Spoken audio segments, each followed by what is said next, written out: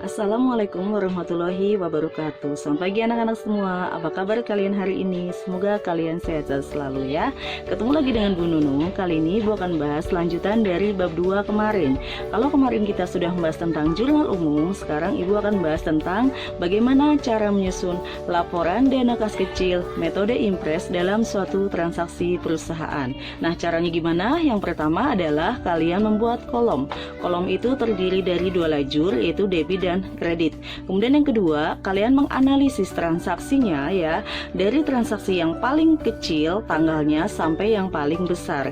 Dan yang ketiga, untuk mengecek bahwa laporan itu benar atau enggaknya, kita lihat di kolom paling terakhir. Nah, kolom paling bawah itu harus balance antara jumlah di debit dan jumlah di kredit. Apabila tidak balance atau tidak sama jumlahnya, berarti ada yang masih salah analisisnya ya.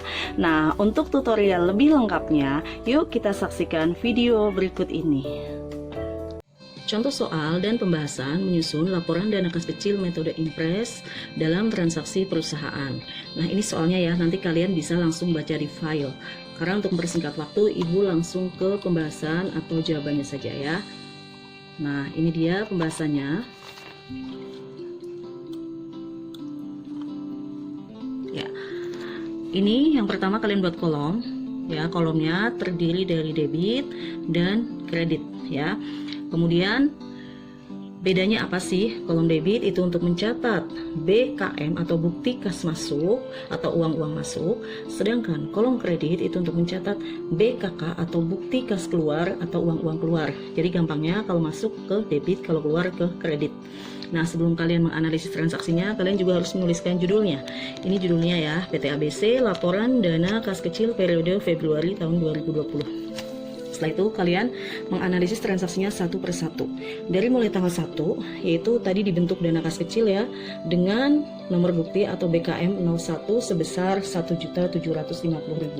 Kenapa masuk di dalam debit? Karena dia adalah BKM. Kemudian tanggal 2, transaksi tanggal 2 yaitu dibayar biaya langganan koran ya dengan BKK 01 atau bukti kas keluar nomor 01, jumlahnya adalah 100.000. Kenapa dia masuk ke kredit? Karena dia adalah BKK atau bukti kas keluar atau uang-uang keluar. Nah, kemudian kita lanjut lagi di tanggal 3 terus sampai dengan tanggal terakhir yaitu tanggal 25. Itu semua kalau kalian baca itu adalah BKK semua ya, bukti kas keluar. Jadi masuknya semua ada di kolom kredit ya. Nah, setelah itu kalian jumlahkan kolom kreditnya ya. Kolom kreditnya itu dijumlah atau di sum, itu jumlahnya adalah ini dia, 1.460.000. Nah, kalau misalkan pakai rumus ya, itu adalah rumusnya itu sum sama dengan sum kurung buka, kemudian kita sorot dari E8 ini ya, ini E8 ya, sampai dengan E49 ya. Jadi dari uang 100.000 sampai dengan 30.000. Ini kita jumlahkan atau kita sorot ya, kemudian kurung tutup. Nah, itu akan keluar sumnya ya, atau jumlahnya, yaitu sebesar 1.460.000. Nah, kemudian setelah itu kita lanjut ke kolom selanjutnya. Di sini ada namanya akun beban. Ini adalah rincian atau mengelompokkan kolom kredit, mana yang termasuk dalam akun beban konsumsi, mana yang termasuk dalam transport, mana yang ATK, dan mana yang kebersihan, serta satu lagi mana yang lain-lain. Nah, jadi dari jumlah kredit ini ya, rincian kredit ini kita kelompok-kelompokkan. Misal, yang masuk ke dalam kelompok konsumsi itu adalah BKK 02, yaitu membeli snack tamu sebesar Rp50.000 ya. Kemudian kita cari lagi, mana lagi ya konsumsi. Oh, ada lagi nih, BKK 05, ini membeli snack tamu lagi ya, Rp45.000. Kemudian ada lagi nggak? Oh, ada lagi nih. Jadi total akun kelompok konsumsi itu adalah Rp245.000.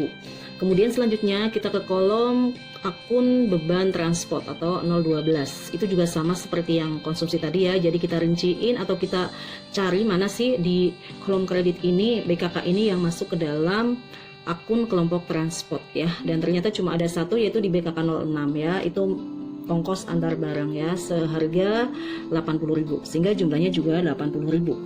Nah, selanjutnya adalah yang masuk akun beban ATK. Sama ya, nanti kita cari juga mana yang masuk ke dalam akun beban ATK.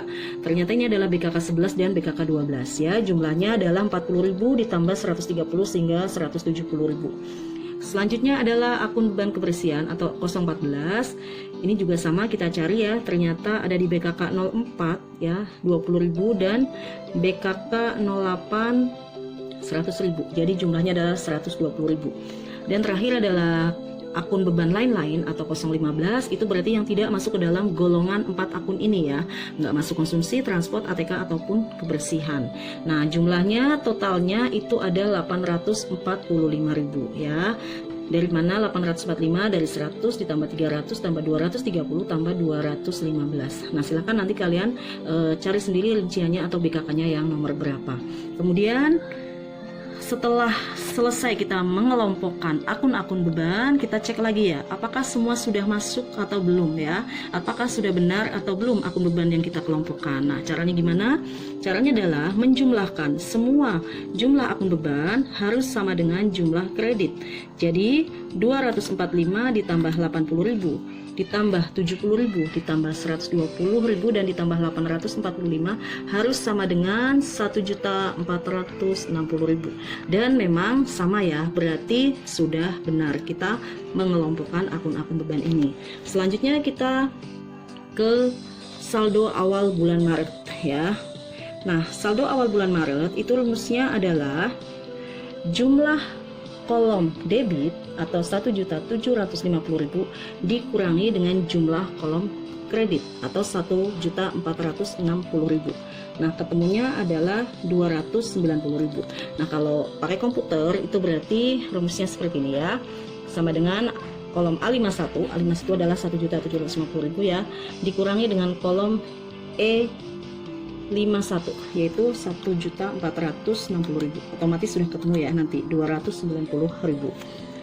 Nah, kemudian mungkin kalian bertanya, kenapa sih saldo awal bulan Maret ya? Karena kalau sebagai pemegang kas kecil itu memang periodenya setiap bulan, jadi kontinu dan berkesinambungan. Kalau kita membuat laporan bulan Februari, berarti saldo awalnya ada di bulan Maret. Oke, selanjutnya adalah pengisian kembali dana kas kecil bulan Maret. Nah, kenapa 1.460.000? Karena rumusnya adalah harus sama dengan jumlah pengeluaran atau jumlah yang ada di kolom kredit. Jadi, apakah laporan dana kas kecil ini sudah benar atau belum? Nah, kita cek ya. Nah, ini dia kesimpulannya ya. Jadi laporan dana kas kecil di atas sudah benar. Nah, untuk memastikannya, jumlah sisi debit harus sama dengan jumlah sisi kredit. Tadi jumlah sisi debitnya adalah 1.750.000, sedangkan jumlah sisi kreditnya itu adalah 1.460.000 ditambah 290.000, itu pun sama, 1.750.000. Kenapa harus sama? Karena ini sistemnya adalah sistem impres. Jadi impres itu artinya tetap ya. Jadi jumlah kas tiap bulan itu harus selalu sama seperti itu ya. Maksudnya sama dengan jumlah pembentukan awalnya ya. Jadi awalnya dibentuk 1.750 ya, pas akhirnya juga harus berjumlah lagi 1.750.000 seperti itu. Nah, kemudian jangan lupa kalian juga menuliskan penanggung jawab kas kecilnya ya. Di sini adalah pimpinan. Nah, pimpinannya siapa? Nanti biasanya di soal ada ya, misalkan Agung Setiadi ya, kalian tulis Agung Setiadi. Nah, kemudian di sebelah kanannya ada jangan lupa tempat dan tanggalnya. Kenapa nih tanggalnya 9 Maret? Karena kalau kas kecil itu biasanya laporannya adalah awal bulan ya. Kemudian pengelola dana kas kecil kalian tanda tangan juga ya, nama siswa atau nama si pengelolanya, nama siswa masing-masing. Nah, itu adalah contoh soal dan pembahasannya. Kalau mungkin ada yang belum jelas, nanti silahkan kalian tulis di kolom komentar di Classroom ini ya. Nanti biar Ibu jawab kalau misalkan ada pertanyaan-pertanyaan yang mungkin kalian belum jelas, atau kalian bisa lihat file utuhnya ya, karena kan Ibu share juga untuk filenya. Oke, ya sampai di sini dulu untuk pertemuan hari ini. Wassalamualaikum warahmatullahi wabarakatuh.